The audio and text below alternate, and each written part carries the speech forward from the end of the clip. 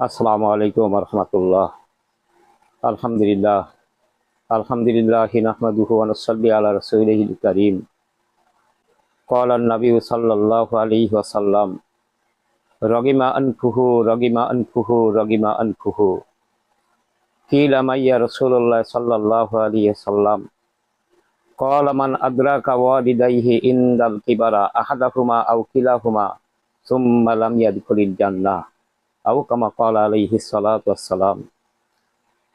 হযরত রাসূলুল্লাহ সাল্লাল্লাহু আলাইহি সাল্লাম বললেন, সে ধ্বংস হোক, সে ধ্বংস হোক, সে ধ্বংস হোক।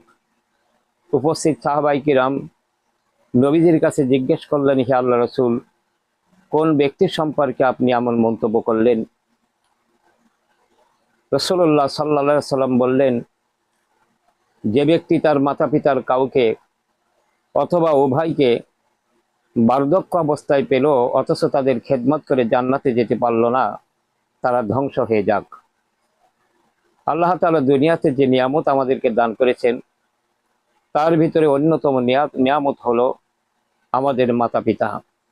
কোনো সন্তান যদি তার মাতা পিতার চেহারার দিকে মহব্বতের দৃষ্টি দিয়ে একবার চোখ মেলে তাকায়, আল্লাহ তাআলা সন্তানের আমলনামায় একটা কবুল হজের সওয়াব লিখে দেন। এমন সম্পদ আল্লাহ তাআলা আমাদেরকে দান করেছেন। অর্থাৎ সেই মাতা পিতা কষ্ট পাক এমন কোনো আচরণ সন্তানের পক্ষ থেকে করা উচিত নয়।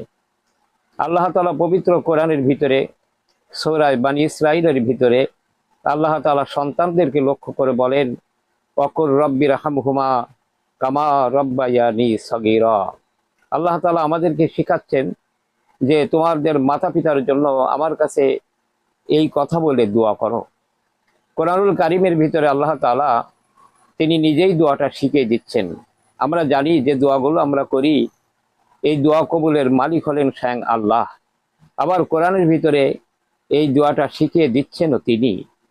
কোনো অফিসের জন্য যদি চাকরির জন্য যদি দরখাস্ত আহ্বান করা হয়, 10 জন প্রার্থী যদি ইন্টারভিউতে অংশগ্রহণ করে, এই 10 জন ক্যান্ডিডেটের ভিতরে কোনো ক্যান্ডিডেটের বাড়িতে ইন্টারভিউ বোর্ডের যিনি প্রধান থাকেন উনি যদি তার আগের দিন যেয়ে ক্যান্ডিডেটকে বলেন যে আগামীকাল অফিসে তোমাদের পরীক্ষা হবে, ইন্টারভিউ হবে, তোমার কাছে এই কথা জিজ্ঞাসা করলে তুমি এই জবাব দেবে, তখন ওই প্রার্থী তখন পরিষ্কার হয়ে যায়, যে নিশ্চিত হয়ে যায় যে আমার চাকরি হবেই হবে।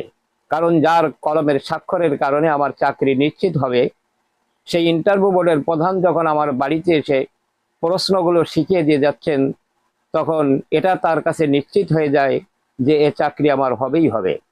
তো ঠিক তেমনি আল্লাহ তাআলা আমাদের মাতা পিতাকে মাফ করে দেবেন। এই জন্য সন্তানদেরকে আল্লাহ তাআলা শিখিয়ে দিচ্ছেন, রব্বিরহামহুমা কামা রব্বায়ানি সগীরা। আল্লাহ তুমি রহম করো তাদের দুজনের প্রতি। দুজন বলতে হুমা, তারা দুজন, দুজন বলতে মাতা এবং পিতা। কামা রব্বায়ানি সগীরা, যেমন ছোটকালে তারা আমাদেরকে লালন পালন করেছিল। সেই মহান আল্লাহ তাআলা মাতা পিতাকে ক্ষমা করে দেবেন বলেই সন্তানদেরকে কোরআনুল কারীমের ভিতরে এই দোয়াই আল্লাহ তাআলা শিক্ষা দিচ্ছেন। অতএব এই দোয়াটার মাধ্যমে আল্লাহ তাআলা তার সন্তানের দোয়া কবুল করে মা বাপকে মাফ করে দেবেন, এটা নিশ্চিত হওয়া যায়। অতএব আমরা সন্তান হিসেবে আমাদের দায়িত্ব মাতা পিতা যাদের বেঁচে আছে তাদের প্রাণ ভরে খেদমত করা, আর মা বাপ যারা দুনিয়া থেকে চলে গেছে তাদের মাগফিরাত কামনা করে হায়াতের শেষ মুহূর্ত পর্যন্ত আল্লাহ তাআলার দরবারে প্রার্থনা করা। আল্লাহ পাক আমাদের সকলকে সন্তান হিসেবে মাতা পিতার প্রতি সেই দায়িত্ব পালন করার তৌফিক দিন। আমা তৌফিক ইল্লা বিল্লাহ।